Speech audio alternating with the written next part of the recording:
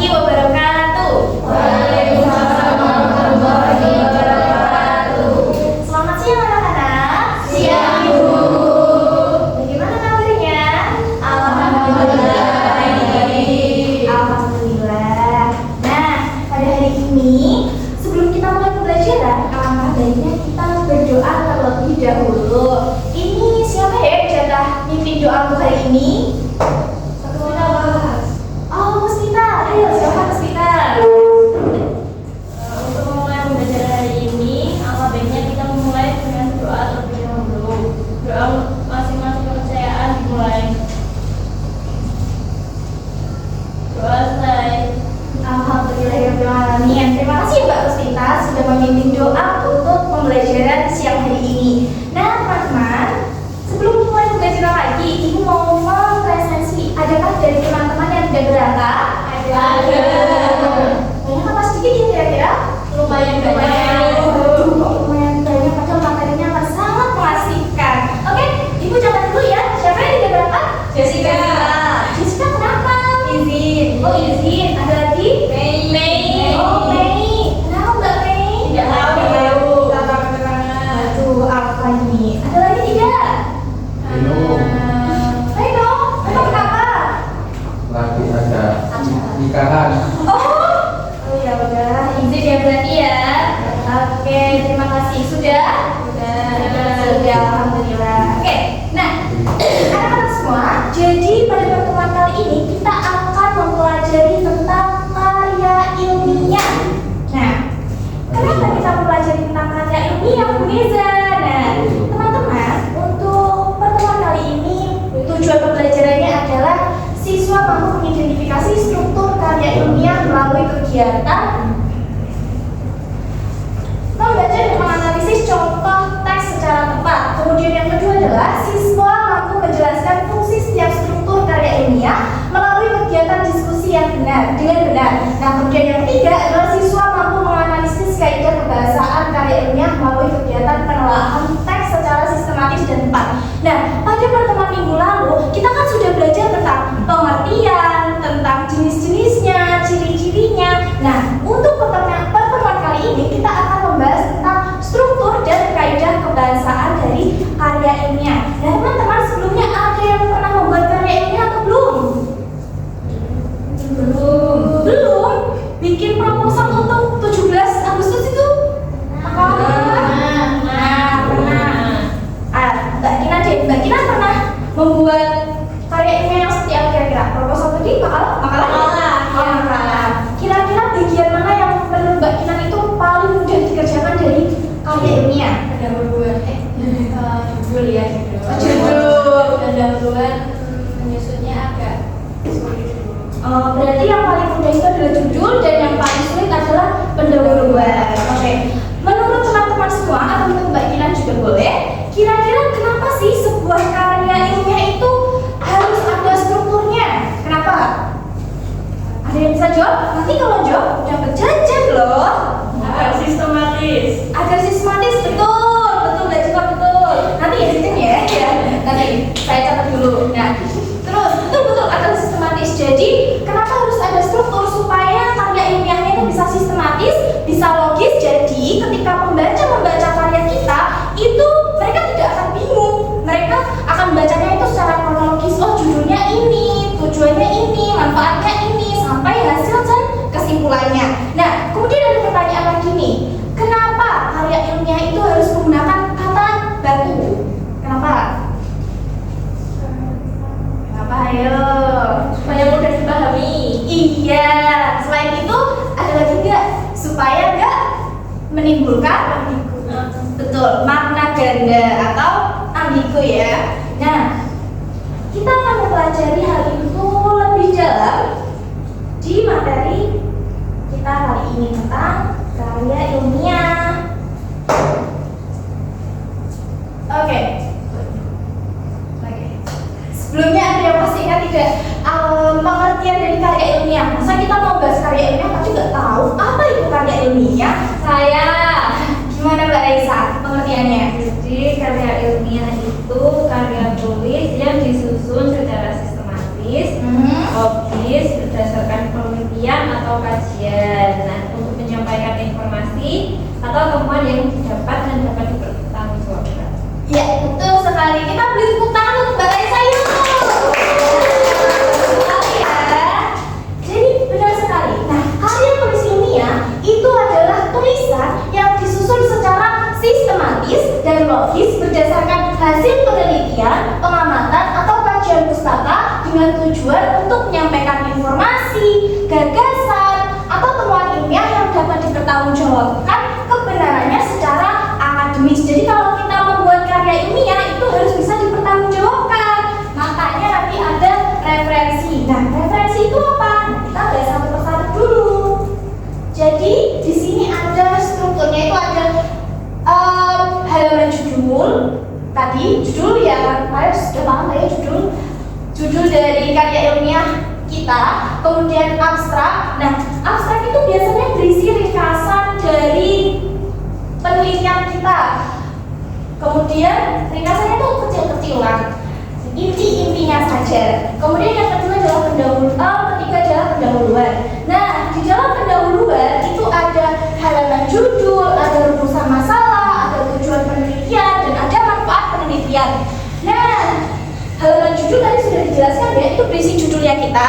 Kemudian kalau rumusan masalah itu adalah pertanyaan-pertanyaan yang ingin kita uraikan nanti di hasil dari pembahasan. Kemudian kalau tujuan penelitian ya kita tujuannya mau meneliti itu tujuannya untuk apa. Nah, kemudian manfaatnya itu manfaat dari penelitian kita itu apa? Misalnya nanti ada manfaat bagi siswa, mungkin manfaat bagi guru, seperti itu. Paham? Nah, kemudian setelah pendahuluan itu ada tinjauan pustaka. Nah, tinjauan pustaka ini biasanya berisi dasar-dasar dari penelitian kita. Misalnya kalau kita mau meneliti unsur intrinsik dari cerpen, nah berarti kita harus tinjauan pustakanya berisi apa? Bisa berisi unsur intrinsiknya itu ada apa aja, menggunakan teorinya siapa unsur intrinsiknya. Nah gitu, penjelasannya. Bisa juga kajian-kajian terdahulu dari 5 tahun terakhir. Perbedaannya dengan karya kita dengan kajian-kajian terdahulunya orang lain itu apa, dan bersamaannya apa, kemudian kebaruannya apa. Kemudian yang selanjutnya ada metodologi. Nah, di bagian metodologi penelitian, jadi perlu teman-teman ketahui bahwa jenis penelitian itu ada kualitatif dan kuantitatif. Ada yang tahu nggak perbedaan dari dua hal ini itu apa? Kualitatif sama kuantitatif. Bedanya apa? Ayo. Kualitatif itu mendeskripsikan. Kalau kualitatif itu Iya, tapi jadi seperti itu ya, benar sekali teman-teman. Nah, kalau kualitatif itu biasanya lebih mendeskripsikan. Kalau kuantitatif singkatnya kita menggunakan angka-angka, menggunakan perhitungan seperti itu. Kemudian yang selanjutnya adalah dengan jenis teknik pengumpulan data. Jadi di metode penelitian kita akan menguraikan teknik pengumpulan data apa yang kita gunakan, kemudian jenis teknik analisis data apa yang kita gunakan, dan kemudian kita tuh menganalisis subjek atau objeknya penelitian kita itu apa. Jadi nanti disampaikan di metode penelitian. Selanjutnya adalah hasil dan pembahasan. Ya. Di bagian hasil dan pembahasan itu nanti kita bisa menyampaikan data kita dalam bentuk tabel maupun grafik. Kalau penelitiannya kuantitatif atau itu bisa. Kemudian kita juga bisa menyajikan hasil analisis kita yang sesuai dengan tujuan awal kita membuat penelitian ini. Kemudian kita juga bisa menginterpretasikan atau mengaitkan dengan teori. Jadi kita tadi sudah menggunakan teori, kemudian di hasil ini kita menjelaskan lebih detail sesuai dengan teori yang kita gunakan. Selanjutnya ada kesimpulan dan juga saran. Nah, di bagian kesimpulan ini kita tuh merangkum hasil penelitian kita, kemudian kalau saran itu kiranya saran untuk penelitian selanjutnya itu apa, misalkan harus gini. Nah, kita tuliskan di bagian saran. Selanjutnya adalah kaidah kebahasaan. Oh iya, sebelum kaidah kebahasaan, Ibu ingin bertanya. Materi tadi kira-kira ada yang tidak paham atau ada yang ingin diulang kembali bahasanya? Saya mau bertanya Bu. Nah itu kan belum dijelaskan jenis teknik pengumpulan data. Mungkin bisa dijelaskan Bu, karena saya belum tahu jenis teknik pengumpulan data apa saja. Oke. Jadi kita belajar bersama ya teman-teman. Nah, teknik pengumpulan data di sini ada yang pertama itu adalah observasi, pengamatan secara langsung. Kita bisa terjun ke sekolah untuk mengamati bagaimana keadaan sekolahnya, terus ada masalah atau tidak di sekolah tersebut. Nah, kemudian bisa juga secara wawancara, kita wawancara dengan gurunya misal, atau dengan siswa. Kemudian ada kuesioner atau angket. Jadi kuesioner atau angket ini kita buat dulu misalkan dari Google Formulir. Teman-teman tahu kan Google Formulir? Nah, kita buat kuesioner atau angket di situ yang isinya pertanyaan-pertanyaan, kemudian kita sebar kepada siswa misalkan. Kemudian ada dokumentasi. Gitu. Cukup jawab Mbak Tina? Cukup Ibu, terima kasih. Oke. Ada pertanyaan lagi teman-teman? Oke, tidak. Kalau tidak ada pertanyaan, Ibu ingin bertanya, kira-kira ini itu termasuk struktur karya ilmiah yang mana? Ada yang belum? Iya, Mbak Tina? Itu belum. Betul sekali, metode lanjut penelitian. Oke, kita lanjut ke kaidah kebahasaan. Nah, kaidah kebahasaan di sini ada 6. Yang pertama itu kata impersonal, menggunakan kata ganti umum seperti penulis, peneliti, bukan aku atau kamu. Jadi kita tuh tidak boleh menggunakan kata ganti seperti aku atau kamu di dalam karya ilmiah, tapi kita harus menggunakan seperti penulis atau peneliti. Yang kedua adalah bahasanya lugas atau denotatif. Jadi kalau kita ingin membuat karya ilmiah, bahasa yang kita gunakan itu harus jelas, langsung, dan tidak bermakna ganda. Kemudian yang ketiga adalah eksplisit. Jadi informasi yang kita sampaikan itu tegas, tidak menimbulkan penafsiran yang berbeda. Yang selanjutnya ada kata baku dan istilah ilmiah. Jadi ketika kita ingin menggunakan meneliti sesuatu, misalkan dalam bidang pendidikan, nah pasti kan ada kata-kata istilah tertentu kan. Jadi kita menggunakan kata-kata istilah tersebut di penelitian kita, dan bahasanya harus baku supaya lebih terlihat formal. Kemudian ada bahasa formal. Nah, bahasanya itu resmi, konsisten, dan menunjukkan kepastian makna. Nah, yang selanjutnya adalah kata kerja mental, menggunakan kata-kata seperti diduga, dianalisis, dan dipahami. Oke, apakah ini mudah dipahami? Oke. Nah, selanjutnya teman-teman, setelah ini Ibu akan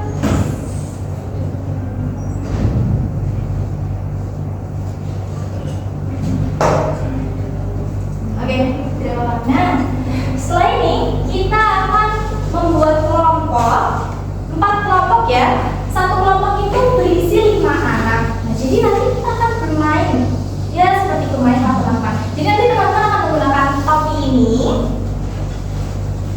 Ibu nanti akan berkeliling, kalian bisa memilih angkanya, kalian dapat nomor berapa. Coba untuk kelompok 1 yang berujung. Oke, bapaknya butuh nomor berapa? 1 Bu. 1 3. Oke, sudah ya. Nah, ini kelompok 2. Selamat dipilih. Sudah dapat nomornya? Sudah. Oke. Ini kelompok 3.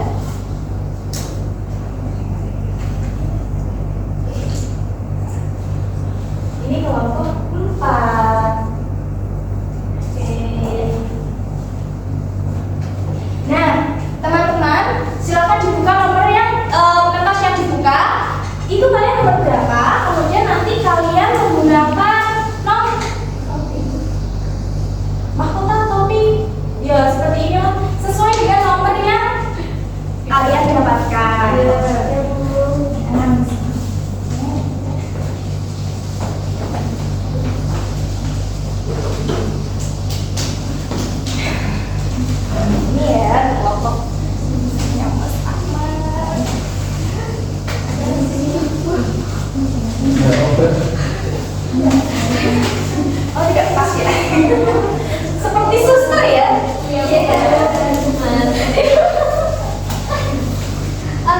Jadi Ibu akan membagikan amplop untuk 4 kelompok. Nah, kita buat nama kelompoknya dulu ya. Karena kemarin kita sudah mempelajari tentang jenis-jenis karya ilmiah. Jadi Ibu ingin nama kelompoknya itu berdasarkan jenis-jenis karya ilmiah. Kira-kira kelompok 1 mau namanya apa?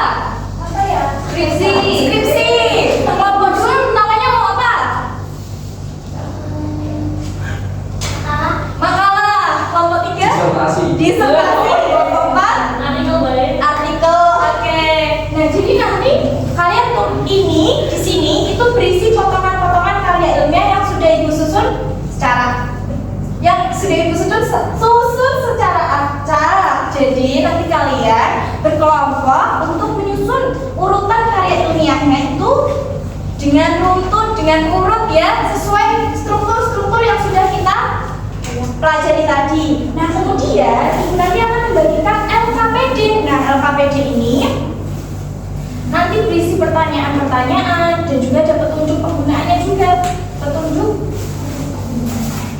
Nah, ini LKPD-nya. Nanti kalian tulis kelompok apa, namanya siapa saja, kelasnya berapa. Jangan lupa dibaca petunjuk pengerjaan LKPD-nya. Kemudian di sini nanti ada 5 soal. Nah, nanti yang maju itu misalkan yang maju nomor 1, nanti Ibu akan spin kelompok berapa. Misalkan yang maju adalah kelompok skripsi, artikel, dan disertasi. Misalkan nanti yang maju adalah kelompok makalah. Nah, berarti kelompok makalah yang nomor 1, yang dapat nomor 1 harus menjawab pertanyaan nomor 1. Kemudian nanti di spin lagi, ternyata yang muncul adalah kelompok skripsi. Nah, jadi nanti yang jawab nomor 2 adalah yang dapat nomor 2 di kelompok skripsi.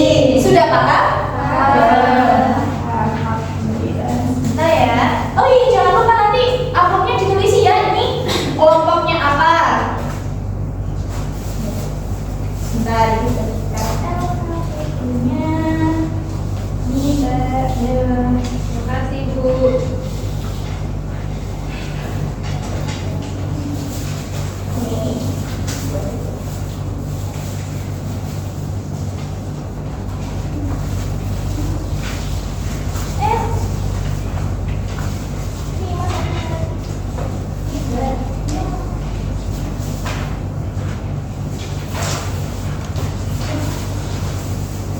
Baik, sudah bisa dikerjakan ya?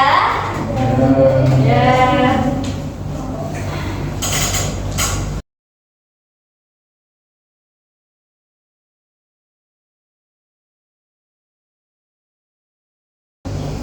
Oke, apakah sudah selesai anak-anak? Sudah, Ibu. Sudah.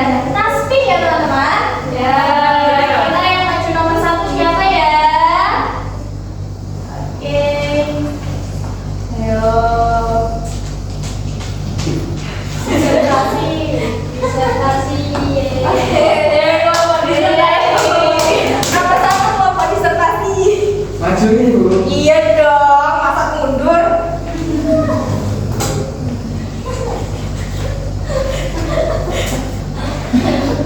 Bacakan aja, Bu. Iya, dibacakan jawabannya ya. Soalnya Gak usah deh jawabannya aja. udah.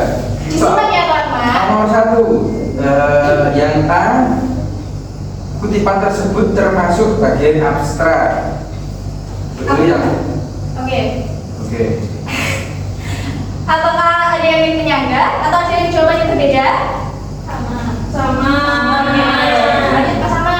Yang B, tujuan penelitian, metode penelitian, hasil penelitian, dan simpulan penelitian secara singkat. Sama. Oke. Yang C, bagian abstrak penting karena memberikan gambaran singkat mengenai isi penelitian sehingga pembaca dapat memahami pokok penelitian secara cepat sebelum membaca kumpulan artikel. Oke, sama. Oke. Terima kasih ya Mas Akbar. Nah, sekarang kita ke nomor selanjutnya.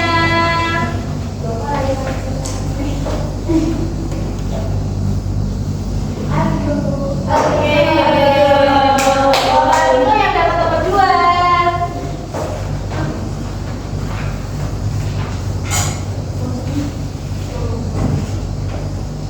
Oke, silakan Mbak Puspita.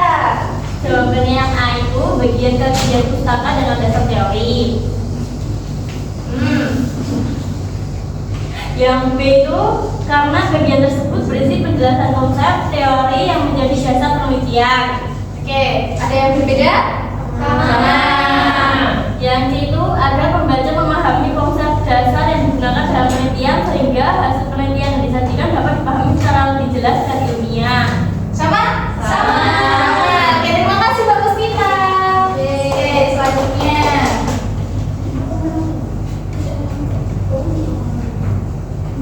Yang ketiga adalah kelompok skripsi.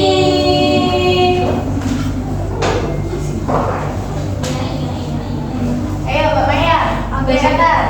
Yang nomor 3A bagian kesimpulan. Sama ya? Sama. Yang B karena kalimat tersebut merangkum hasil utama penelitian secara singkat. Oke, apakah ada yang berbeda? Sama. Yang C pembaca akan kesulitan mengetahui inti hasil penelitian dan ringkasan temuan penelitian sehingga tujuan penelitian menjadi kurang jelas. Oke. Selanjutnya berarti kelompok makalah. Ayo kelompok makalah siapa? Yang nomor 4. Oke, Mbak Sita ternyata. Ini dibacakan Mbak Sita.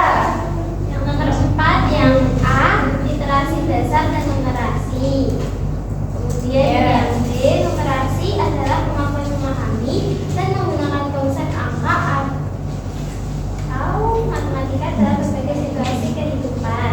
Dan yang D, istilah ilmiah digunakan untuk menjelaskan konsep secara tepat, jelas dan ilmiah sehingga tidak menimbulkan maksudnya. Oke, apakah ada yang berbeda jawabannya? Sama. Nah, selanjutnya kan nomor 5, tapi kelompok kita hanya ada 4. Kira-kira ada dari 4 kelompok ini ada yang mau maju tidak yang nomor 5? Aman. Ada tugas aman sudah. Ayo yang lain, ayo Mbak Gina, silakan.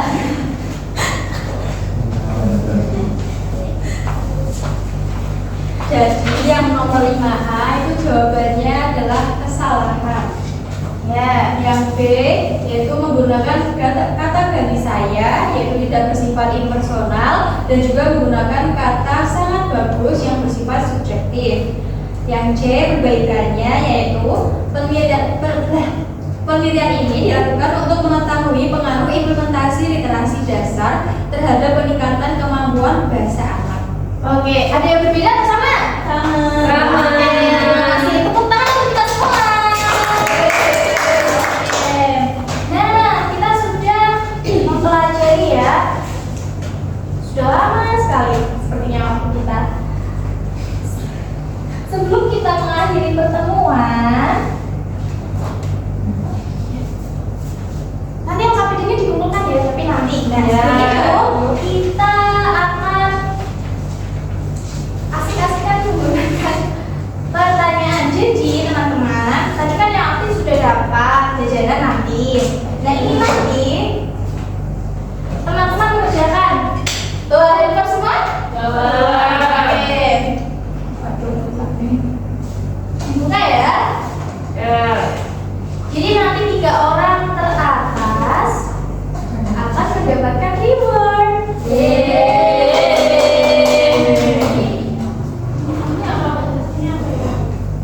Pilih aja.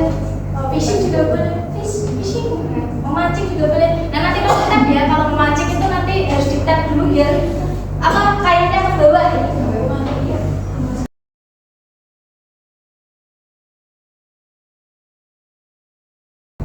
Nah, oke, sudah selesai semua? Sudah.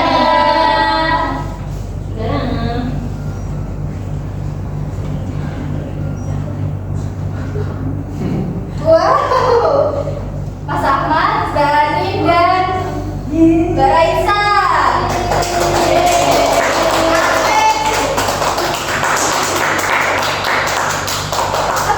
sini Mas Ahmad, Zani, dan Mbak Raisa. Maju ke depan. Maju.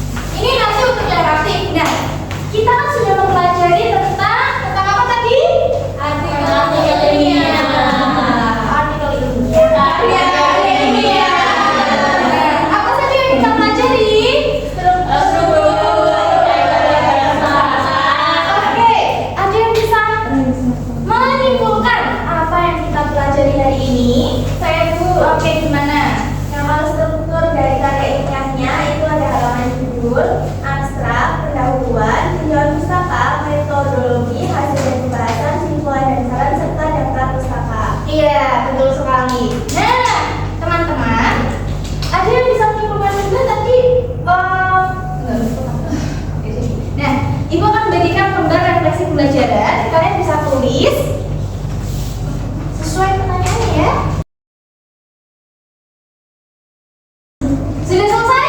Sudah. Nah, Ibu sekalian Ayo, praktek nih. Iya, KPD sama kerja. Oke, terima kasih. Baiklah, gimana pembelajaran hari ini? Seru! Nah, tadi kan sudah ada beberapa siswa yang aktif juga. Ya, seperti Mbak Maya. Oh, Mbak Maya boleh ini.